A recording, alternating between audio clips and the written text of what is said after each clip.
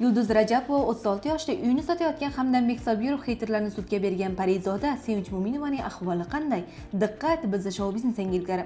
Barchamizning sevimli aktrisamiz Yulduz Rajabova bu yil 36 yoshni qarshiladi. Ushbu sana munosabati bilan turk aktyori Emre Kivilchin sevgilisining tug'ilgan kuni bilan tabrikladi.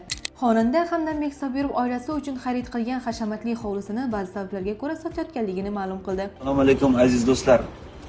Hammalarga ma'lumki, 1,5 yil oldin mana shu uyni xarid qilgan edim, oilam uchun niyat qilib. Hozir mana shu uyimni sotuvga qo'ydim.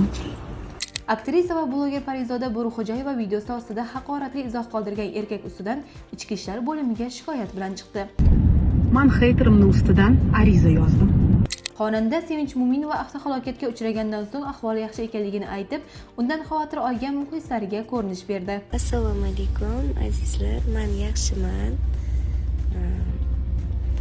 Xavotir olmanglar, hammasi zo'r. O'zingiz va yaqinlaringizni ehtiyot qiling, sahifamizga obuna bo'lishni unutmang.